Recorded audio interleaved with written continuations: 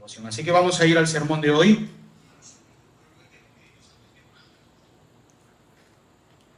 ¿Ese soy yo?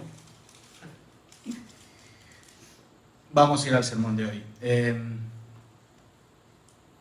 Vamos a orar. Señor, gracias, Padre, por este momento que tú nos has traído aquí, Señor. Te rogamos, Padre, que ahora que comenzamos con esta carta, Señor, tú puedas, Padre, edificar tu iglesia por medio de la carta de Filipenses, Señor, como fue para ellos también de edificación, Señor. Que tú lo seas para nosotros, Señor, por medio de tu palabra, Padre mío. Te pido que el Espíritu Santo, Señor, esté en los corazones de cada uno de mis hermanos, Señor, edificándolos, revelando tu palabra, Señor, oh Padre mío. También te pido que el Espíritu Santo esté en mí, Señor, guiándome, Señor, por medio de esta predicación, Padre mío, con palabras que se puedan entender, Señor.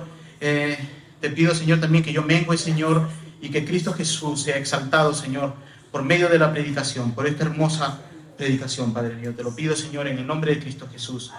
Amén. Amén. Muy bien, hermanos, como dije, hoy empezamos una nueva carta a los Filipenses.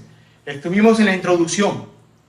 La semana pasada estuvimos en la introducción. El título del sermón es Gracia y paz a vosotros. Gracia y paz a vosotros es lo mismo que Pablo les deseó a los filipenses. Gracia y paz a vosotros. Para ello vamos a leer Filipenses 1, versículo 1 y 2. Filipenses 1, versículo 1 y 2, que dice así la palabra del Señor. Pablo y Timoteo, siervos de Jesucristo, a todos los santos en Cristo Jesús que están en Filipos, con los obispos y los diáconos, gracia y paz a vosotros, de Dios nuestro Padre y del Señor Jesucristo. Así que, como dije la semana pasada, si eres unicitario, debería leer un poquito más y recordar que ahí hay un I, una I, y dice, de Dios nuestro Padre y, ¿eso qué quiere decir? Que hay otra persona y del Señor Jesucristo, ¿verdad? No es que el Padre, en su momento, Jesús fue el Padre, luego Jesús fue cuando vino el Hijo, se hizo Jesús, y luego el Espíritu Santo hoy en día, ¿no? No, nuestro Padre y del Señor Jesucristo, dos personas, dos deidades, ¿verdad? El Padre y el Hijo, sí, un solo Dios, ¿verdad? Jehová. Les traigo 5 puntos. ¿Eso qué quiere decir? Que el sermón es largo. Por eso os dije que ruego al Señor que estén atentos, que estén atentos. 5 puntos, Pablo y Timoteo. Segundo punto, siervos. 3, santos en Cristo Jesús. 4, son oficiales de la iglesia, obispos y diáconos. Y punto 5, gracia y paz.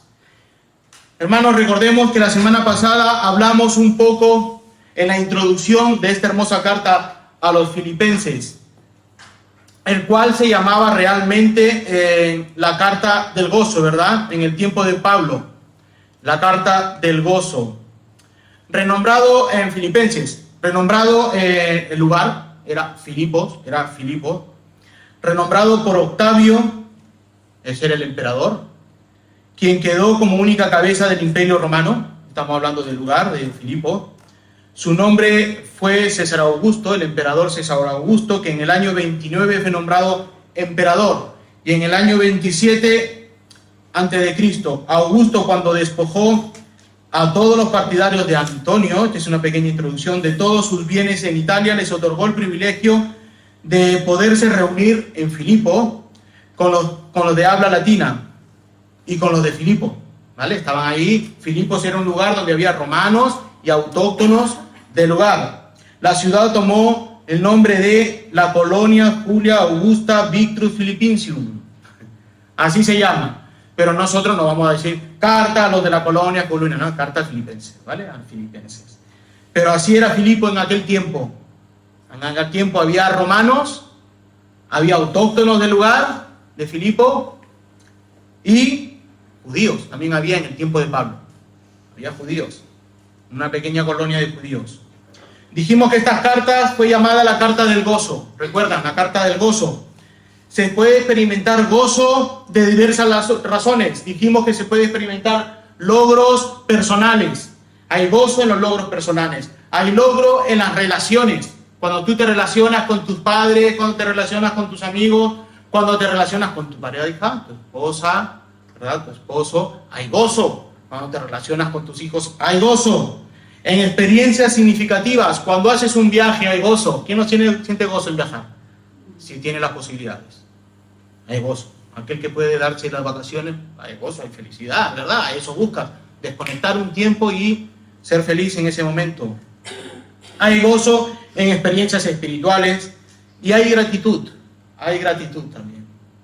Pero claro, dijimos que ese gozo son gozos pasajeros, gozos vanos, que no tienen nada que ver con realmente la palabra gozo, la cual Pablo está expresando en la carta, porque va más allá de una simple experiencia momentánea de felicidad. Va mucho más allá. Y no depende del lugar donde estés, ni en la condición que estés, ni quien tú seas. Y eso lo vamos a ver. Pero también dije que para mí el punto principal era Jesucristo. Porque si no tienes el gozo que Pablo está hablando en la carta, si no tienes a Jesucristo, no vas a tener gozo. Si no tienes al Espíritu Santo, no vas a tener gozo. Porque es el Espíritu Santo quien te energiza, quien te da ese poder de gozo, de felicidad. Mientras nuestro amor y gozo esté fundamentado en la palabra de Dios, tendremos frutos de justicia en Cristo por medio de Él. Pero fundamentados en la palabra. Así tendremos gozo. Fundamentados en la palabra. Donde Pablo escribe no solo el gozo, sino trata primero la doctrina. Él no va directamente a gozo. Mira, ve, he escrito una carta sobre el gozo y comienza a explicar sobre el gozo. No, primero él se dirige a la doctrina. Y él va a hablar en la carta va a hablar sobre teología trinitaria, sobre cristología, escatología y ética cristiana. Eso ya lo vimos la semana pasada. No vamos a entrar otra vez en eso. Pero ya lo hemos visto. Él no solamente toca el gozo. Él empieza primero con los fundamentos, con doctrina. Y cuando tú tengas bien anclado en la doctrina, sentirás gozo, tendrás gozo. Así es como podemos tener gozo en Cristo. Primero conociendo al dador de este gozo inefable. Conociendo primero a Dios, conociendo a Jesucristo, conociendo al Espíritu Santo para que podamos tener gozo. No cabe duda que el núcleo de los escritos y la vida de Pablo es Cristo. Para Pablo todo es Cristo. En los Filipenses aparece el testimonio más firme sobre esto, citando a Cristo como su motivo, como su razón y, como no, como su vida. Porque para mí el vivir es Cristo y el morir es ganancia.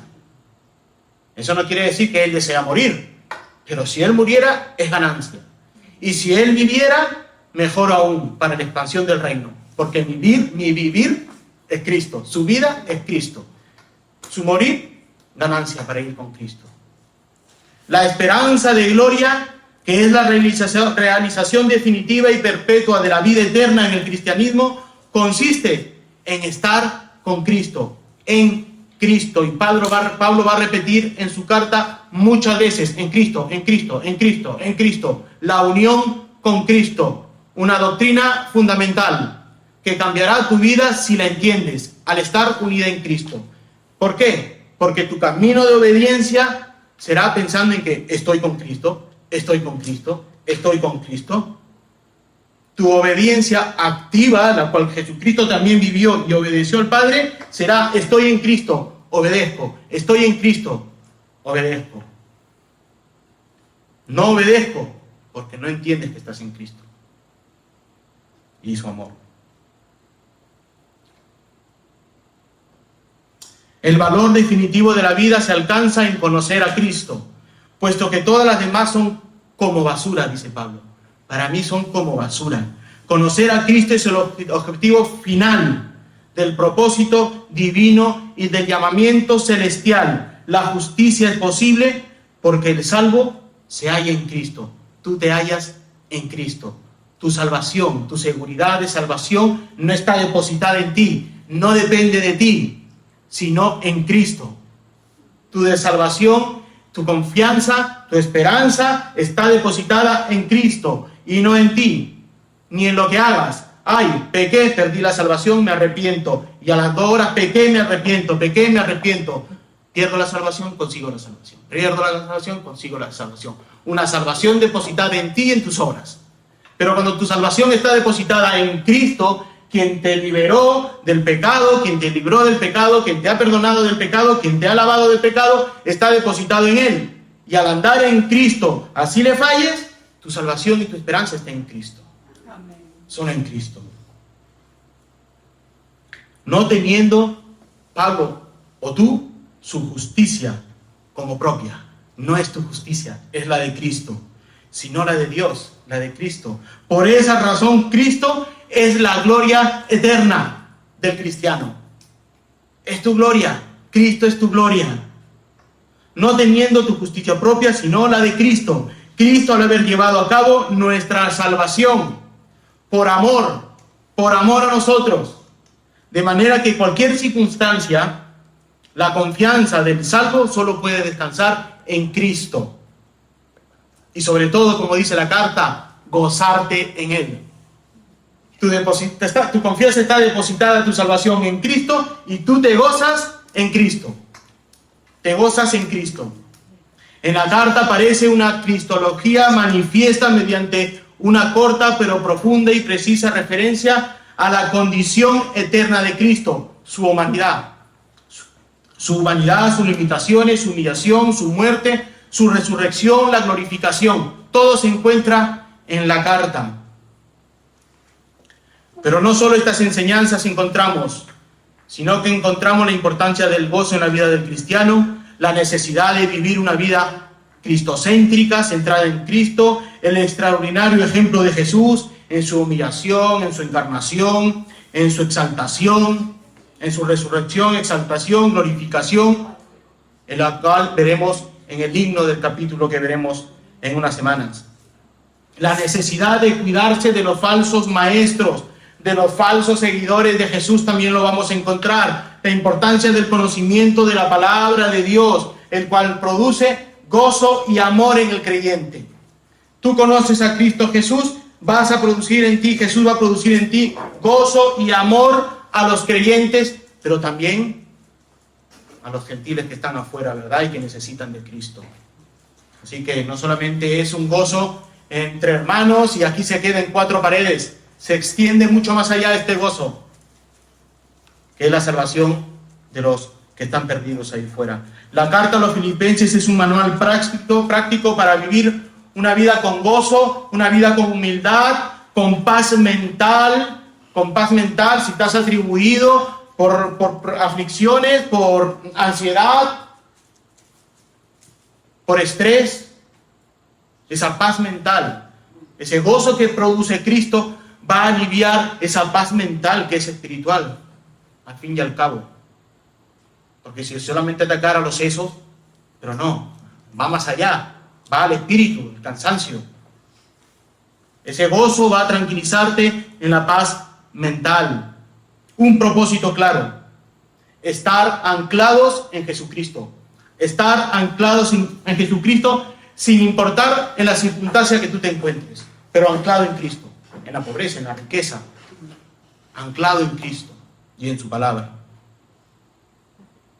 La meta es que puedan aprender por medio de esta carta una vida de contentamiento, que estés contento, contentamiento, felicidad, gozo, paz en Cristo Jesús, confiando siempre en la providencia de Dios. Me encuentro en esta situación, Dios ha permitido que esté en esta situación y me dará la salida, me va a dar la salida por medio de la oración, devoción de su palabra y viviendo esa aflicción, pero me va a dar la salida, me la va a dar. ¿Cuándo? En su providencia. En su providencia yo tengo paz y descanso en la providencia de Dios.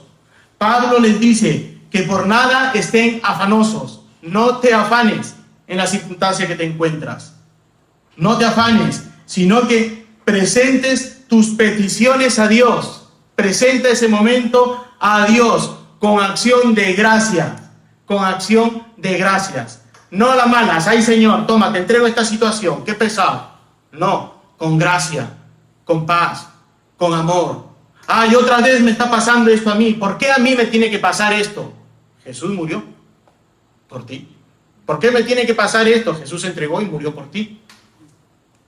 Entrega esa situación en la que tú te encuentres sin ser afanoso a Cristo en acción de gracia.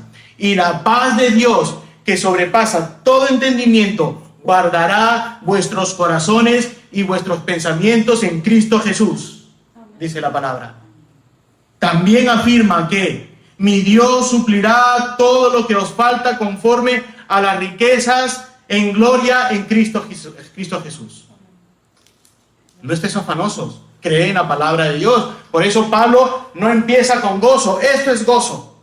No, él empieza primero con doctrina, para que tú, entendiendo la palabra, Jesucristo te dé gozo y paz.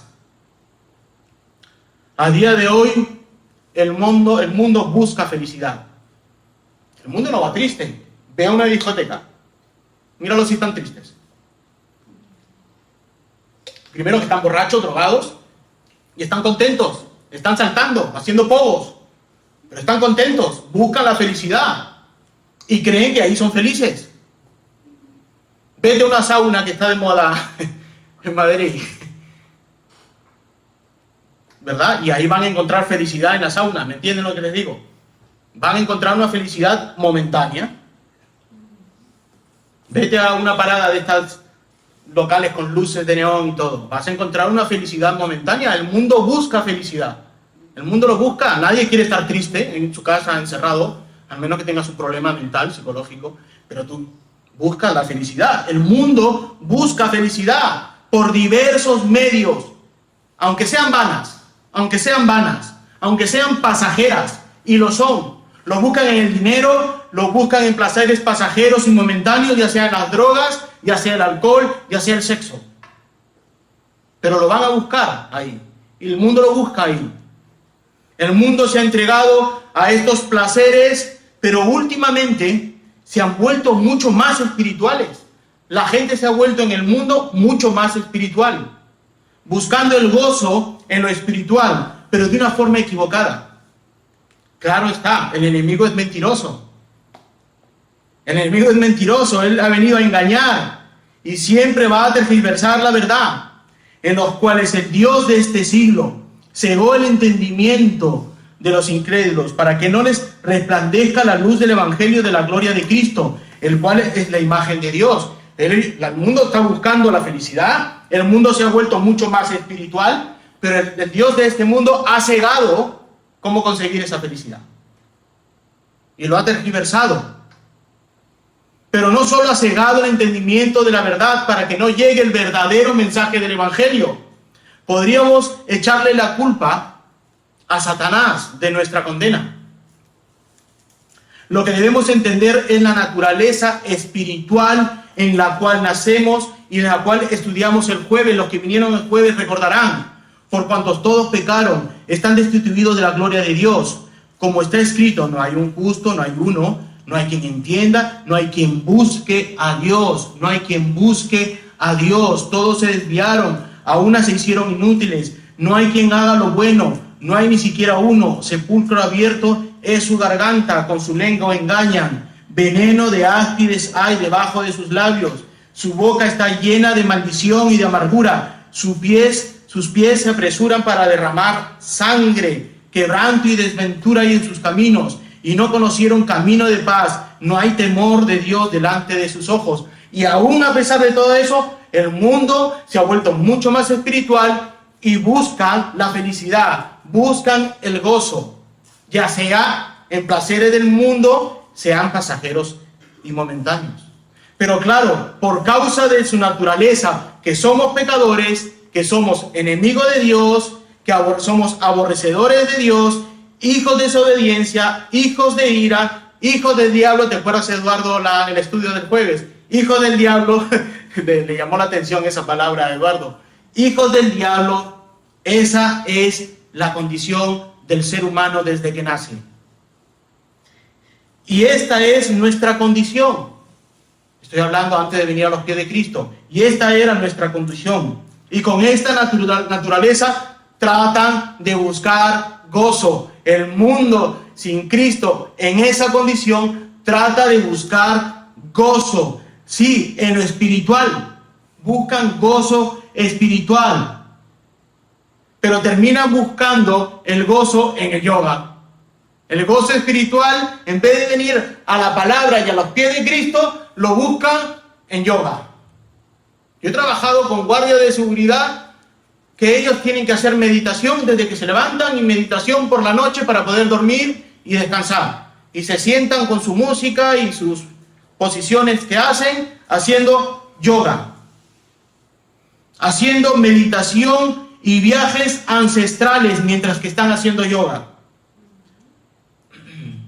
Conectamos con nuestro guía espiritual para reencontrarnos con nuestro propio yo. Con nuestro propio yo.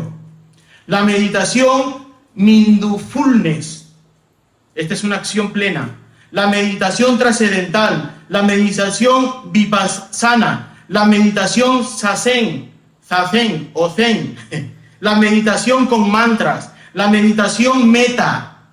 La meditación kundalini. La meditación chakra. Y un largo etcétera de tipos de meditaciones. El mundo busca en lugares equivocados conectar espiritualmente. Y no lo hacen para conectarse con Dios, sino con su yo ancestral, con sus familiares. Eso es lo que buscan. Un largo etcétera de tipos de meditaciones, sin contar con las limpias chamánicas en las cuales se encuentran para quitarnos el mal de ojo, incluido la pulserita roja que algunos cristianos lo llevan en la mano. Algunos cristianos llevan la pulserita roja mezclando religión, ¿verdad? Nuestra religión cristiana con ese tipo de religiones paganas, ¿verdad? Disfrazándoles de una religión santa y buena. Y lo digo por la Iglesia Católica porque les da igual que lleve la pulserita. Completamente igual. ¿Por qué? Porque la religión católica es una religión sincretista. Ha llegado a ser un sincretismo. Le da igual. Ellos van a un lugar y convierten esa religión, la ponen la católica encima y le da igual si adoras a dos dioses. Le da igual que lleves la pulserita roja para quitarte el mal de ojo. Porque la gente busca seguridad en la pulserita. La pulserita roja que tú vayas a ver, o el chupón rojo en el niño que ha nacido, con el chuponcito rojo, eso, están confiando en que eso los va a cuidar. Y tú estás confiando en que esa pulserita va a cuidarte, no en Jesucristo. ¿Por qué? Porque buscan ese gozo, esa felicidad, esa seguridad en cosas equivocadas, en lugares equivocados. Nada de eso produce gozo, nada de eso produce un gozo puro o eterno. Más bien, eso solo conduce a un gozo vacío y momentáneo, fijado en nuestro propio yo. Conseguirlo por nuestras propias fuerzas, sin la necesidad del dador de gozo, que es Jesucristo. ¿Por qué? Porque están cegados y muertos espiritualmente y no buscan a Dios, ni pueden. Y como no pueden, lo buscan en otros lugares. ¿Y qué lugares son? Las que Satanás, mentiroso, ha abierto todas esas posibilidades para que tú lo busques. Esta carta está dirigida a ti, para que puedas hallar ese verdadero gozo y contentamiento en el lugar correcto. Ya sea en la victoria que te encuentres o en la aflicción que te encuentres, en la pobreza que te encuentres o en la riqueza que tú te encuentres, sin distinción de etnia, da igual de dónde vengas, sin distinción de etnia. Date cuenta que no he dicho raza, es una palabra equivocada, solo existe una raza, la humana, no la humanoide, la humana. Somos de diferente etnia y a Dios no le importa tu etnia, ni al mensaje del Evangelio le importa tu etnia, sino que es plantado en tu corazón. No importa la ideología política, al menos que seas socialista, pero no importa la ideología, pues es una broma, la ideología política en que te encuentres, no importa económicamente cómo te encuentres, no importa de qué clase social seas, porque Cristo no hace distinción alguna, no hace distinción. No hace distinción para aquel que se humilla a los pies de la cruz del Calvario. No hace distinción para aquel que clame a su Salvador con arrepentimiento y fe. Jesús, tú eres mi Señor. Jesús, tú eres mi Salvador. Jesús, tú eres el dador de ese gozo que ahora siento. Puro, santo, porque tú eres puro y santo. Eso es lo que clama tu alma ahora en Cristo Jesús. En arrepentimiento y con fe. Creyendo en el dador de este gozo santo y puro. Y con esta introducción de 1 hora me lleva a mi primer punto de 5. Pablo y Timoteo. Pablo y Timoteo. Hermanos, es una carta corta, con predicaciones largas. Hermanos, ya dijimos que esta carta está escrita por el apóstol Pablo, en compañía de su hermano amado Timoteo, quien tal vez conoció en su viaje a Listra y lo rescató del mundo. Ahí conoció en Listra a Timoteo, en su primer viaje misionero. Si se han dado cuenta, Pablo no se presenta como apóstol. ¿Me puedes poner el primer versículo, por favor? Pablo no se presenta como apóstol. Lo hace en otras cartas como Efesios, como Gálatas, Colosenses, en Romanos. Pero ahora no. Él se presenta como Pablo y Timoteo. Él no dice Pablo, apóstol de Jesucristo. Esta vez no. Sino Pablo y Timoteo. Enseña en la carta y él se anuncia con un título dado por Jesucristo. Dado por Jesucristo, que es siervo. Lo van a ver ahí. Ese título de apóstol ya no es necesario, porque a él, los de Filipo lo conocen a él muy bien, saben quién es. Cuando él escribe a los filipenses, los filipos saben quién es Pablo, lo conocen muy bien, saben quién es. ¿Por qué? Porque fue él quien plantó esa iglesia junto a Timoteo. No necesita presentación como apóstol. Es la iglesia de su corona, dice Pablo. Vosotros sois mi corona. Conocen el corazón del apóstol Pablo, pero sobre todo conocen el corazón pastoral de Pablo. Pero también por la naturaleza de la carta. Una carta sin superioridad. Una carta de coiguales. E incluso el sentir de Pablo es de servidor. Es de servidor. Por eso dice Pablo y Timoteo. Pero también está Timoteo en la carta. Que sin ser en ningún sentido el autor, porque no lo es, pero asociado con Pablo. Está asociado en ese momento con Pablo porque está con él en Roma, en la cárcel, junto a Pablo en Roma. Como lo estuvo en Corinto cuando escribió los tesalonicenses, cuando en Éfeso escribió Primera de Corintios y en Macedonia que escribió Segunda de Corintios. Timoteo estaba junto a los pies de Pablo. Timoteo, sin ser el escritor, estaba completamente de acuerdo con el mensaje que Pablo estaba escribiendo en esta carta. Este sentía profundo interés por los filipenses, a quienes había llevado el evangelio junto con Pablo en sus viajes misioneros y plantado esa primera iglesia de Europa junto a Timoteo. Timoteo, al igual que Pablo, como dicen, no se sienten superiores. Por eso no empieza como apóstol, sino como sus hermanos. No está en otro nivel espiritual superior a sus oyentes. Ellos no hacen diferencia entre hermanos que hablan lenguas y otros que no lo hablan y no son de Cristo en una iglesia. Para algunas iglesias, tú eres cristiano si has sido bautizado por el Espíritu Santo y hablas en lengua. Y si no hablas en lengua y has aceptado a Cristo, eres un cristiano de segunda. No has llegado a ese nivel espiritual que tienes que llegar. Pablo no está en esos juegos doctrinales. Pablo no está en eso. Pablo y Timoteo se sienten servidores de la iglesia, especialmente servidores de Jesús. ¿Por qué? Porque son coiguales con sus hermanos. Coiguales. Siervos. Pablo y Timoteo, siervos. Ellos son siervos.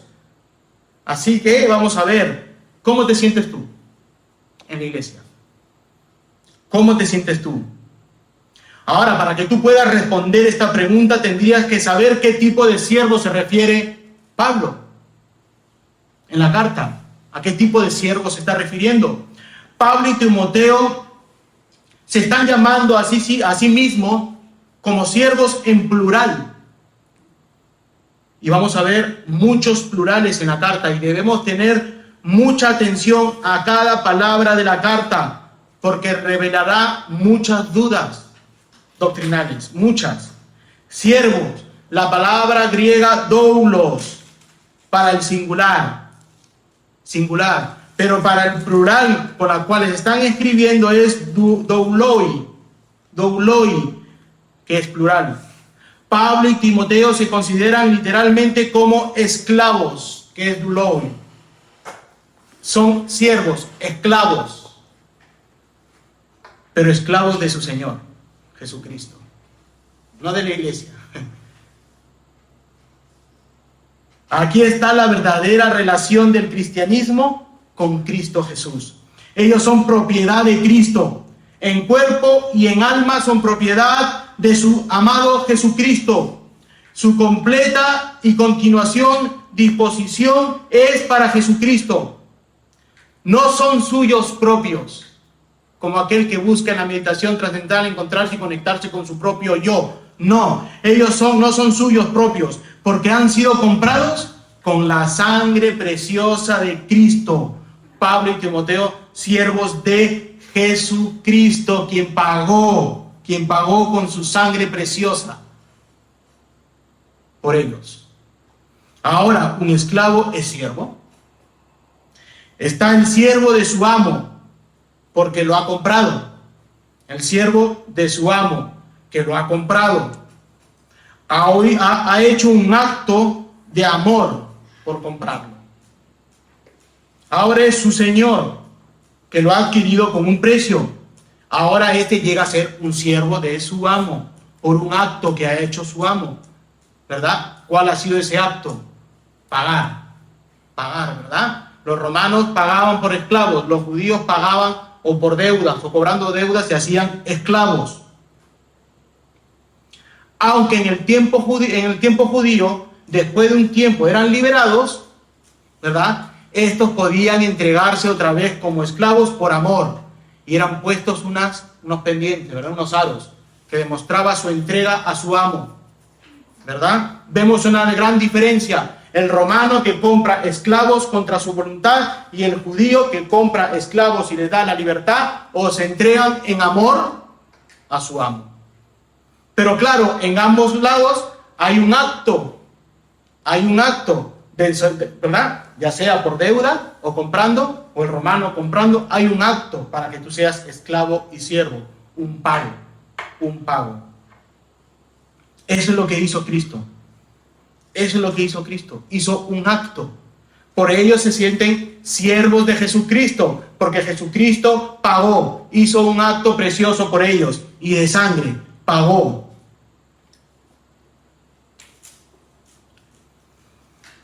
Ahora son creyentes del Evangelio de Jesús. Les escribe una carta como coiguales, como siervos, y les dice que Él es un siervo, un esclavo de su Señor. Cuando ellos están leyendo la carta y le dice, Pablo y Timoteo, siervos, ellos saben a qué se está refiriendo. Siervos de Jesucristo, siervos esclavos del Señor, coiguales a ellos. No se presenta con un título de superioridad, Pablo. Él no dice, soy apóstol de Jesucristo, soy profeta de Jesucristo. No se presenta con superioridad. mirando a sus hermanos por encima de los hombros, y que vengan los hermanos y le limpien y les laven los pies, como estamos acostumbrados a ver en estas iglesias actualmente, ¿verdad? Se sientan los líderes de jóvenes, los pastores, y que vengan a lavarnos los pies. Eso no hace Pablo, ni lo hizo Jesucristo. Jesucristo limpiaba los pies.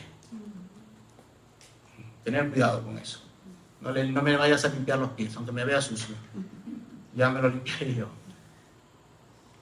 Crisóstomo dice, les escribe como sus iguales, no reclamando el título de maestro o de apóstol, sino otro de gran importancia. ¿Y cuál? Dice Crisóstomo, el de siervo. Este es verdaderamente un rango que lo incluye todo, siervo de Cristo. Pablo está dando una lección de humildad en la carta a los filipenses, a los de Filipo. Está dando una lección de cercanía y de profundo amor al humillarse y hacerse siervo de Cristo. ¿Por qué? Dije que era para ser siervo, esclavo, y hay un acto de compra, y ese siervo es siervo de Cristo. ¿Y cuál fue ese acto? 1 Corintios 6:20, porque habéis sido comprados por precio. Glorificad pues a Dios en vuestro cuerpo y vuestro espíritu, los cuales son de Dios. ¿Y cuál es ese precio? Porque no nos dice aquí en 1 Corintios 6:20, pues vamos a 1 de Pedro 1:18-19, sabiendo que fuiste rescatados de vuestra vana manera de vivir, el cual recibisteis de vuestros padres, no con cosas corruptibles, como oro o plata, sino con la sangre. Ese es el precio, con la sangre preciosa de Cristo, como de un cordero sin mancha y sin contaminación, como hemos leído con los niños ahora hace un momento. Sin mancha, sin pecado, sin contaminación. ¿Cómo te sientes tú? Hemos visto cómo se siente Pablo. ¿Y por qué dice que es siervo? Porque sabe que su Señor pagó con sangre preciosa por él y por Timoteo. ¿Cómo te sientes tú? Es una carta exhortativa y debo hacer preguntas. ¿Cómo te sientes tú? ¿Eres siervo? ¿Eres esclavo de Cristo? ¿Te sientes esclavo y siervo como Pablo y Timoteo de Cristo? Amado hermano y amigo, tú no puedes ser un siervo, no puedes ser un siervo si no has sido comprado por la sangre de Cristo. No te creas siervo si Cristo no derramó su sangre por ti. No puedes serlo, no puedes. No puedes ser un siervo, no puedes ser un esclavo si no tienes al Señor, a Jesucristo en tu vida. Si no la tienes, no puedes serlo. Si no te has entregado voluntariamente a la voluntad de tu amo, Jesucristo, no puedes ser un siervo. Esto significa reconocerlo como tu Señor, como tu Salvador y vivir adecuadamente a sus enseñanzas. Porque nada sirve tener a Jesús como tu Señor y Salvador cuando haces lo que te da la gana y no obedeces la palabra. Porque el Señor te dirá, aléjate de mí que no te conozco. Señor, Señor, Señor por la Biblia, porque me conoces por leer. Pero tus actos demuestran, tus frutos demuestran si eres o no eres. Pablo y Timoteo en humildad se consideran siervos, dulois, esclavos de Cristo. ¿Cómo te consideras tú? ¿Cómo te consideras tú? ¿Has abandonado tus aires de superioridad? Porque todos nacemos superiores al otro, con ego. Lo que el Espíritu va a hacer es doblegar tu ego, para que puedas llegar con humildad a los pies de Cristo. Todos nacemos con ego, todos somos superiores al otro, y si no, discutamos de teología y veremos quién es mayor que el otro, quién quiere ganar. Aquí sentamos a 5 teólogos y el uno va a querer ganar al otro por su ego. ¿Has abandonado tus aires de superioridad, especialmente entre tus hermanos en Cristo? Tal vez lo hayas vivido o visto en otras denominaciones que se fraccionan en grupos sociales,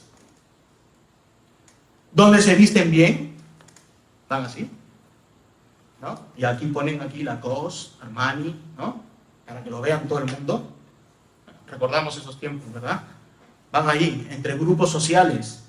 Se visten y demuestran su economía superior, que tienen pasta. Y como tienen pasta, son realmente cristianos. Y los pobres, eres pobre porque tienes un pecado. Y si tienes un pecado no eres cristiano. Y lo hablo por experiencia. Yo lo he visto en esas denominaciones. Si eres rico económicamente, Dios te está bendiciendo. Y si eres pobre, eres un pecador y no eres cristiano. No eres cristiano. Eres un hijo del diablo porque vives en la pobreza. Y como vives en la pobreza, demuestras tu condición de pecador y no creyente. Hermanos, todos aquí en IBRM somos esclavos de Cristo. Todos somos siervos de Cristo porque Él pagó por nosotros con su preciosa sangre, por ti, por mí. Y no hay distinción alguna entre nosotros. No hay ninguna condición social entre nosotros. Desde que entramos en esa puerta ya no eres rico, no eres pobre, sino que eres comprado por Cristo Jesús. Entras desde ahí vestido no de Armani, sino un vestido de un color rojo. Todos somos rojos, no en el sentido comunista, no. Todos somos rojos porque estamos vestidos y lavados por la sangre de Cristo Jesús. Hermanos, por esta causa y por esta misma sangre somos santos. Y deseo a Cristo que en esta iglesia, si Dios permite que crezca, no haya esa clase de distinción entre hermanos y que se convierta en un club social. ¿Por qué? Porque somos santos en Cristo Jesús. Pablo y Timoteo, siervos de Jesucristo, a todos los santos en Cristo Jesús que están en Filipos e IBRM. Les dije que la carta también está dirigida a nosotros. Y les dije que cuando habla de Filipos, les está hablando a ustedes. Lo tomen como te está hablando a ti. Por eso hay que poner atención. Si esta carta fuera escrita hoy, no en el año 60 y pico, si no fuera escrita hoy, en este tiempo, y leyéramos la carta al referirse a santos, tendríamos que girar nuestras cabezas a las paredes. Tendríamos que girar nuestras cabezas a las paredes. Giraríamos y veríamos los cuadros. Miraríamos las estatuas de casi 10.000 santos reconocidos a lo largo de la historia de la religión católica romana. Santos y sus obras, santos y sus méritos como el tesoro de la iglesia, que por una pequeña suma borra tus pecados, según la doctrina romana católica. Si fuera escrito hoy, Pablo hubiera escrito, nosotros tendríamos que voltear, porque en este país la mayoría dice ser católico romano, ¿verdad? Así que si Pablo hubiera escrito, a los santos, pues todos voltearíamos, ¿no? A ver, a la Virgen, a Santo Tomás de Aquino, a Santa Ana y a todos esos que fueron nombrados el día de la muerte del Papa ¿no? ¿Cómo era la canción esa en latín que decía? Pero por la providencia de Dios no fue escrita en este tiempo, sino en el primer siglo del cristianismo primitivo, y nada más que por un apóstol, la de Jesucristo. Todos los santos con minúscula en Cristo Jesús, no esos que están en las paredes, no. Y esto me llama la atención, porque hay 3 palabras: santos, Cristo y Jesús. 3 palabras que dice Pablo. Pablo les llama a sus oyentes como santos. Policarpo dice, puesto que los judíos se darían a sí mismos el nombre de santos, aclara, en Cristo Jesús. Recordemos que los Filipos son romanos, autóctonos de la zona, y una colonia de judíos. Él está escribiendo a creyentes de esas 3 ramas, pero los judíos podrían decir, nosotros somos santos, el pueblo escogido de Dios, Israel. Pero los romanos autóctonos creyentes y los autóctonos de ese lugar, estos no son santos. No vienen del pueblo escogido. Por eso Pablo dice a los santos en Cristo Jesús. Anuló al pueblo judío. Porque ya no hay distinción. Somos un solo pueblo. Somos un solo pueblo.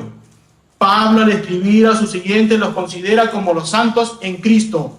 Un santo es una persona que ha sido apartado para el Señor para que éste le dé gloria. Eres apartado. Si tú eres santo, eres apartado para Dios y darle gloria. Pablo está escribiendo a los creyentes gentiles y judíos. Judíos que se consideran el pueblo santo de Dios. Y ahora estos judíos, junto a gentiles creyentes, son el pueblo adquirido por Dios. Mas vosotros sois linaje escogido. Le está diciendo a la iglesia, a la esposa, real sacerdocio, nación santa, pueblo adquirido por Dios, para que anunciéis las virtudes de aquel que os llamó de las tinieblas a la luz admirable. Por eso Pablo necesita decirles a vosotros, santos en Cristo Jesús, para que entienda la esposa, no el pueblo judío, sino la esposa. Se está dirigiendo a la esposa, a la iglesia, su verdadero pueblo escogido, no por sus méritos, no por sus obras, no por linaje, no por sacrificio, sino la de Cristo Jesús, su obra en la cruz del Calvario por ti y por mí. Sin embargo, aún los pecadores redimidos nunca son santos según tu propia justicia. No eres santo por tu propia justicia. Por eso Pablo se dirige a los miembros de la iglesia en Filipos llamándolos santos de Cristo Jesús o en Cristo Jesús. O sea, en virtud a la unión con Cristo. En esa virtud, en la unión con Cristo, rescatados por la sangre preciosa de Cristo. Un santo, pues, es una persona a quien el Señor ha mostrado su gran favor y sobre quien, consecuentemente, ha depositado una gran responsabilidad. Tienes una gran responsabilidad. El que es santo debe recordar que ha sido llamado, escogido, separado para ser santo. Esa es tu responsabilidad. ¿Para qué? Para darle gloria a Dios. Pero Pablo nos dice que en Cristo Jesús, en Cristo Jesús, no dice Jesucristo, no porque sean dos personas distintas, sino porque la persona y el título, la persona y el título. Cristo era un título apropiado que significaba ungido Mesías. El ungido era el designado, virrey de Dios en la tierra, el mensajero oficialmente acreditado aquí en la tierra. Ese era el Cristo. Cristo. Isaías 61:1. Y el Espíritu de Jehová, el Señor, está sobre mí, porque me ungió Jehová, me ha enviado a predicar las buenas nuevas a los abatidos, a vendar a los quebrantados de corazón, a publicar libertad a los cautivos y a los presos apertura de la cárcel. Mateo 17:5. Mientras él hablaba, una nube de luz lo cubrió. He aquí una voz de la nube de que decía: este es mi Hijo amado en quien tengo complacencia, a él oíd. A él oíd, el Cristo, el que va a hablar por mí, el Cristo. Pero no solo dice Cristo, sino también dice Jesús, y lo está diciendo aposta, separado el título con el nombre. Jesús significa Salvador. Salvador. Él es el Señor, el dueño de Pablo, el dueño de Timoteo, el dueño de los filipenses, porque es su libertador, su Salvador. Contrasten la experiencia de la mujer que sale detrás de Pablo, de Timoteo, poseída por un espíritu de adivinación en Filipos, poseída, es esclava de ese espíritu. Ella era esclava de quienes no podían ser sus salvadores, y esclava no solamente del espíritu, sino de aquellos que eran sus amos. Mientras que Pablo y sus compañeras eran siervos, esclavos del Dios Altísimo. Hay una comparación. Ellos fueron liberados, Pablo, Timoteo, los filipenses, fueron liberados para ser esclavos de Cristo por amor. Mateo 1:21. Y dará a luz una mujer, y lo llamará su nombre Jesús, porque él salvará a su pueblo de sus pecados.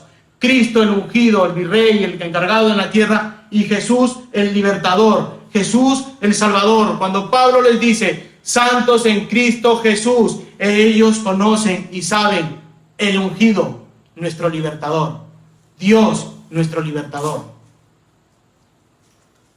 ¿Has entregado tu vida en Cristo Jesús? ¿Has sido crucificado junto con Jesús, tu Salvador? Jesús te liberó del pecado a través de su sacrificio en la cruz.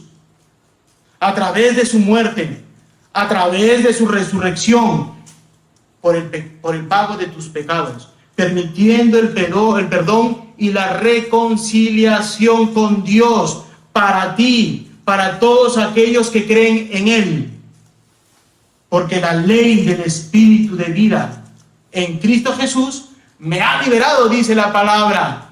Por la ley, por el Espíritu de vida en Cristo Jesús me ha librado de la ley del pecado y de la muerte. ¿Has entregado tu vida a Cristo Jesús?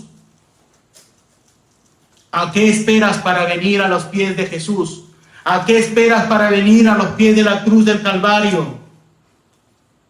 Viniendo en una convicción de pecador, confesando que Jesús, tú eres el Salvador, tú eres mi Señor y limpias mi pecado, acercándote como pecador, acercándote con la necesidad de ser liberado, con la necesidad de ser salvado de tu pecado que te oprime. Jesús, sálvame. Heme aquí, estoy arrepentido y creo en ti como mi Señor y Salvador. ¿A qué esperas? ¿A qué esperas? Hoy es la oportunidad. Pablo y Timoteo, siervos de Jesucristo, a todos los santos en Cristo Jesús que están en Filipos, con los obispos y los diáconos. Hermanos, les dije que hay que tener mucha atención en los plurales. Pablo escribe de obispos y diáconos en Filipo. Es lo que nosotros creemos y cumplimos con la pluralidad de ancianos, con la pluralidad de pastores, pero incluye diáconos, y ojalá que Dios, cuando esta iglesia crezca, pueda levantar diáconos, varios diáconos.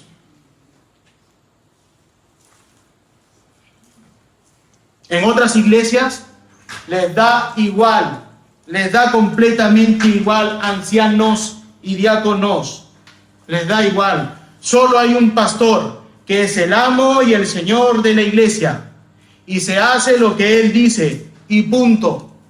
Y luego ese título de pastor, de liderazgo, será traspasado a su hijo, a su hija, a su yerno, a su hermano, primero, pero siempre quedará en la familia, en un gran clan. Ellos son los Peaky Blinders, ¿se dice así?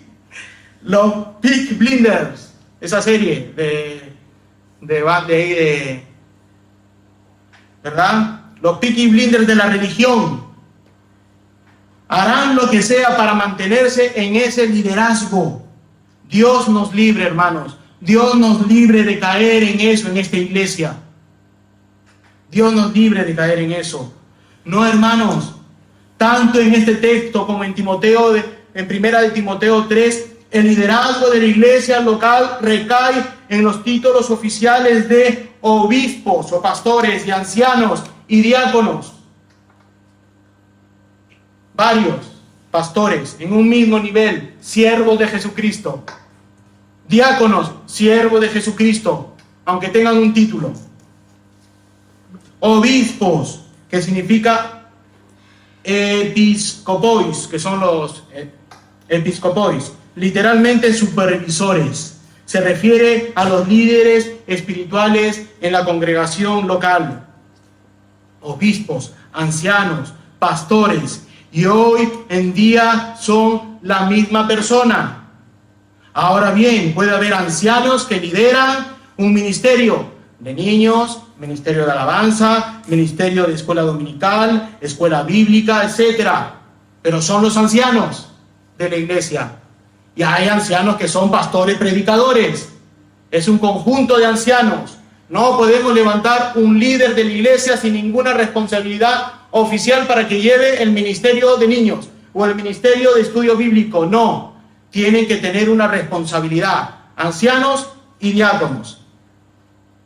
Ahora, los diáconos, diaconois, literalmente los que sirven, se refieren a personas que al parecer eran responsables de las necesidades temporales y materiales de la congregación local. Y déjame decirte sobre la Confesión Bautista de Fe de 1689, en el artículo 26 de la Iglesia, el punto 8 y el 10, que es lo que creemos. Somos una iglesia confesional, dice así: una iglesia local, reunida y completamente organizada, de acuerdo con la voluntad de Cristo, está compuesta por oficiales y miembros, y los oficiales designados por Cristo para ser escogidos y apartados por la iglesia, así llamada y reunida, para la particular administración de las ordenanzas y el ejercicio del poder o el deber que Él les confía a los que los llama, para que continúen hasta el fin del mundo. Son obispos o ancianos y los diáconos. Aquí hay 3 ancianos, y bueno, el diácono ha pasado a ser anciano, ¿verdad?,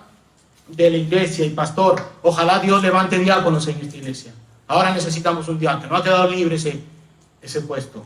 Pero tenemos 3 ancianos, 2 pastores, un anciano que dirige la alabanza. Ojalá que Dios haga crecer esta iglesia, ¿verdad? Y tengamos muchos más ministerios, pero que sean ancianos, con responsabilidades, llenos del Espíritu Santo y cumplan los requisitos de 1 de Timoteo 3. Punto 10. Siendo la obra de los pastores atender constantemente al servicio de Cristo en sus iglesias, en el ministerio de la palabra y la oración, velando por sus almas, como aquellos que han de dar cuenta a Él, a Jesucristo. Y yo sé que me está escuchando hoy nuestro pastor Pedro. Dar cuenta a Jesucristo. Dar cuenta, y lo sabe. Él, yo sé que lo sabe. Y lo vive. Tienes el llamado de ser pastor, de ser anciano, diácono, cumple los requisitos de 1 Timoteo 3. No porque seas el que más ofrenda, el que más pasta tiene de la iglesia, te pongo como anciano. No, cumple los requisitos de 1 Timoteo 3, pastor, anciano o diácono, llenos del Espíritu Santo, no llenos de pasta, llenos del Espíritu Santo. Y que la iglesia pueda ver en él el llamado, porque al final en cuenta la iglesia va a ser el que escoge al pastor, al anciano, al diácono.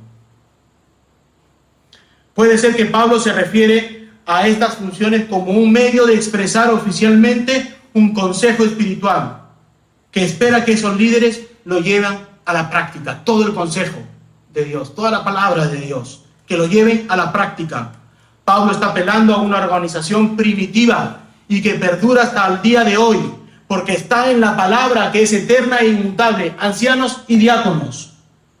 Pablo está saludando a toda la iglesia en general para que le escuchen en esta carta, incluidos los ancianos y los diáconos. No solamente se está dirigiendo a los santos, se está dirigiendo a los diáconos también y a los ancianos, porque ellos son igualmente redimidos por la sangre de Cristo.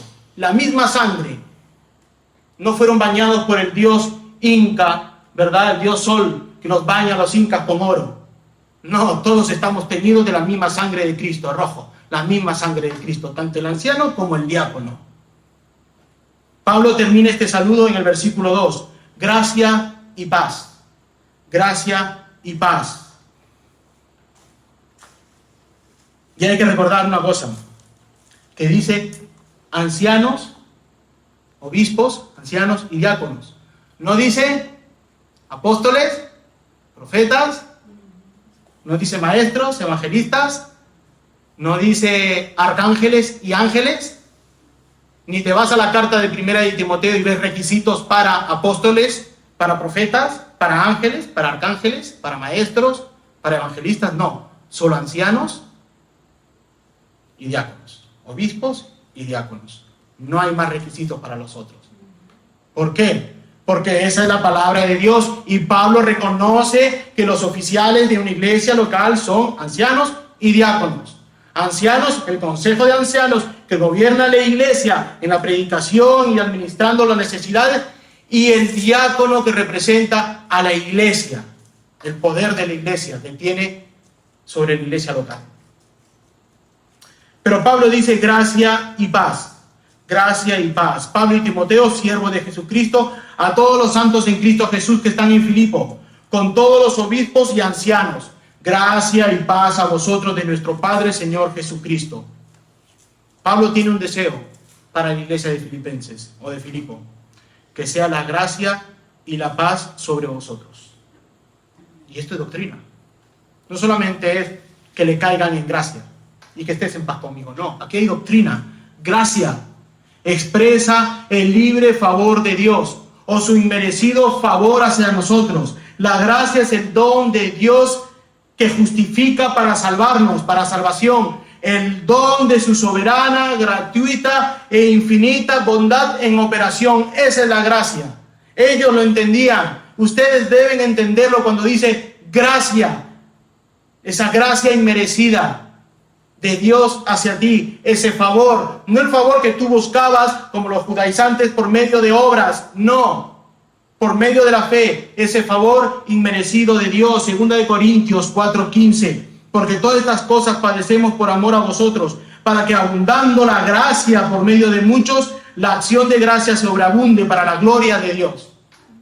2 Corintios 12:9. Y me ha dicho, bástame de mi gracia, la de Dios, porque mi poder se perfecciona en la debilidad. Por tanto, de buena gana me gloriaré, más bien en mis debilidades, para que repose sobre mí el poder de Cristo. Esa gracia inmerecida que Pablo tuvo. Bástate de mi gracia. Bástate de mi gracia.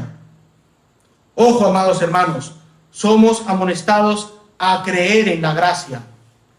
A crecer, perdón. Somos amonestados a crecer en esa gracia de Dios. Segunda de Pedro 3:18 dice, antes bien, creced en la gracia y el conocimiento de nuestro Señor y Salvador Jesucristo. A Él sea la gloria ahora y hasta el día desde la eternidad. Amén. No está puesto, Elisa. Amén. La gracia es el amor de Dios. La gracia es el amor de Dios por los que no son dignos de amar. Esa es la gracia de Dios. Tú no eras digno de amar. No lo eras. Pero la gracia de Dios por los que no son dignos de amar, que lo motivó a llevar a cabo la salvación en Cristo a un mundo lleno de pecadores.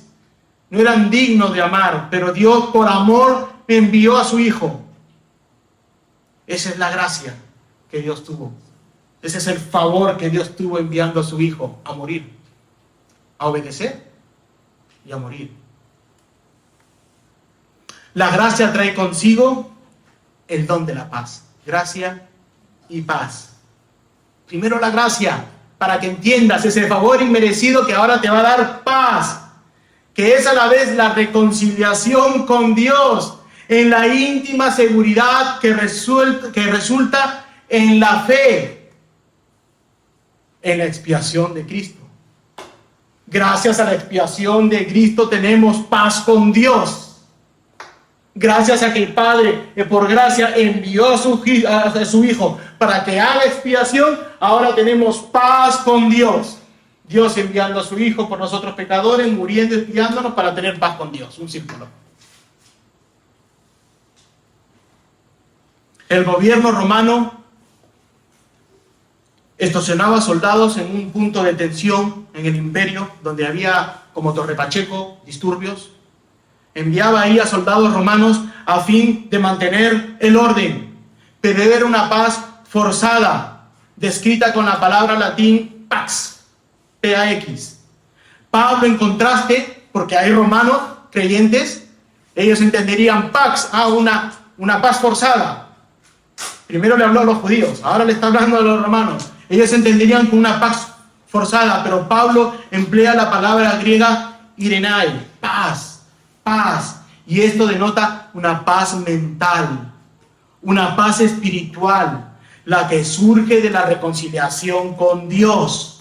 Indica una paz interior, el chalón de Dios, que estaban los judíos ahí, entendieron. Paz, chalón, reconciliación con Dios, paz con Dios, no una paz forzada, sino una paz conseguida por Cristo Jesús, quien nos liberta. ¿Quién es nuestro libertador? Es la paz espiritual que llena el corazón del creyente mediante la certeza de que sus pecados han sido perdonados y de que Dios está en paz con ellos mediante Cristo, nuestro mediador y fiador, como hemos estudiado. Estas dos palabras, gracia y paz, pronunciadas sobre el creyente como un saludo y como una bendición, inundó el corazón de los de Filipenses, inundó el corazón de los creyentes con el gozo. Se vinieron para arriba cuando escucharon estas palabras, con gozo. Cristo Jesús, el título del ungido, nuestro libertador, la gracia inmerecida de Dios, la paz que ha traído la expiación de Cristo. Eso levantó a los filipenses y debe levantarlos a ustedes con ese gozo al escuchar las palabras de Pablo. Comenzaron a recordar lo que Dios ha hecho en Cristo Jesús. No podía Pablo escoger las mejores palabras para saludar a los cristianos que esto, que esta. Gracia y paz a vosotros, de Dios nuestro Padre y del Señor Jesucristo. La gracia y la paz de Dios nuestro Padre, dador de esa gracia, para su gloria y para la gloria del Señor Jesucristo. Y Pablo escoge las palabras, Señor, Kairos, literalmente dueño. Esta palabra se utiliza en la Septuaginta para traducir la palabra de Jehová. Cuando él está diciendo Señor, está diciendo Jehová, el Dios trinitario, Jehová. En las epístolas se aplica continuamente para Cristo. O sea, le está diciendo Cristo, Jesús es Jehová, es Dios. Para los modalistas. Jehová es Dios, Cristo es Jehová. Así que Pablo emplea Señor, que indica la plenitud de la deidad. La fe de la iglesia del Nuevo Testamento era que Jesús era divino, Dios, como lo expresa en su primer credo cristiano. Jesús es Señor en 1 Corintios 12:3. Por lo tanto, os hago saber que nadie que hable por el Espíritu de Dios llama anatema a Jesús. Y nadie puede llamar a Jesús Señor, sino por el Espíritu Santo, si han nacido de nuevo. Jesucristo, Cristo Jesús, nuestro Señor y Salvador. Esa es nuestra confesión de un corazón regenerado, arrepentido y que tiene fe, que cree en Jesús como su Señor y Dios, como hombre, una misma persona con dos naturalezas. Él es nuestro dueño, Él es nuestro Dios, Él es nuestro Salvador, Él es nuestro Redentor, Él es quien nos ha justificado gratuitamente por su gracia. Es nuestro regalo, que por medio de la misericordia inmerecida que tuvo Dios contigo y conmigo, y como dijimos al principio, sin buscarlo, Él nos halló y fuimos hallados en Cristo, por Cristo, mediante Cristo. No hay paz sin gracia, no hay gracia y paz sino Dios nuestro Padre. No hay gracia y paz de Dios nuestro Padre sino en y por medio del Señor Jesucristo. Estos dos primeros versículos sugieren lo que significar es ser un hombre en Cristo Jesús. Estos dos versículos contienen eso. ¿Cómo eres tú un hombre en Cristo Jesús? Un cristiano. Esto implica, uno, la aceptación de Cristo como Señor. Estos versículos. Tú aceptas a Cristo como tu Señor. Si crees en estos dos versículos y depositas tu fe en estos dos versículos. Dedicación a la santidad. ¿Por qué? Porque Cristo obedientemente en cada una de esas palabras se entregó para ti y obedeció, y tú debes obedecer a Dios. Pero también hay una recepción del Espíritu Santo en estas palabras. No se menciona al Espíritu Santo. ¿Por qué? Porque esta gracia y esta paz son el mismo Espíritu Santo que habita en nosotros, revelándonos al Padre, trayéndonos a Jesucristo, recordando las enseñanzas de Jesucristo, de quien procede el significado de esta salutación, de este saludo.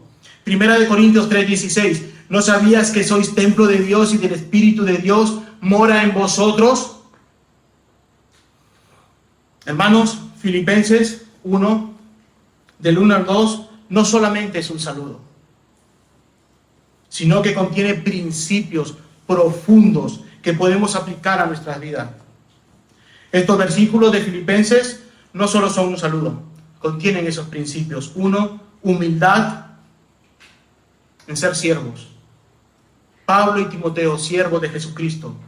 Esto nos enseña la importancia de nuestro rol, nuestra posición, ya sea en la iglesia, ya sea en el trabajo, ya sea en la familia, nuestra identidad. fundamental es siervos de Cristo, sea en la iglesia o fuera. Significa que nuestras vidas no son nuestras, tu vida no es tuya, sino que están dedicadas a un propósito.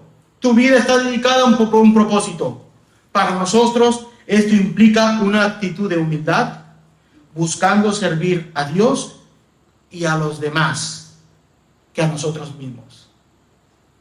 A los demás antes que nosotros mismos. También es aplicable en nuestra verdadera identidad. A todos los santos en Cristo Jesús. La Biblia nos llama santos a todos los creyentes. No por ser perfectos, no porque seas perfecto, sino porque hemos sido apartados, consagrados a Dios por nuestra unión con Cristo Jesús. Nuestra santidad no depende de lo que hacemos, sino de quiénes somos en Cristo Jesús. Esto nos da un sentido de pertenencia, nos da un sentido de valor inquebrantable en Cristo. Nos recuerda que a pesar de nuestros fallos, porque fallamos, Dios nos ve a través de Jesús. La aplicación es que debemos vivir conscientes de esta identidad, esforzándonos por reflejar en nuestras acciones y actitudes que estamos en Cristo Jesús. Porque si tú fallas, abogado tienes. Pero Dios ve a Cristo Jesús en ti. 3. El valor de la comunidad y el liderazgo con los obispos y los diáconos. Pablo se dirige en la carta a toda la congregación, pero menciona a los oficiales de la iglesia, obispos, diáconos. Esto subraya la importancia de la estructura y el liderazgo de una iglesia local, bíblica. Para los líderes es un recordatorio que este rol, el de ser siervos y supervisores, no de dominio, deben cuidar el rebaño con diligencia, con amor. Para los miembros de la iglesia es una exhortación a respetar y apoyar a sus líderes, reconociendo el rol vital que cumplen en el cuidado de vuestra comunidad en la iglesia local.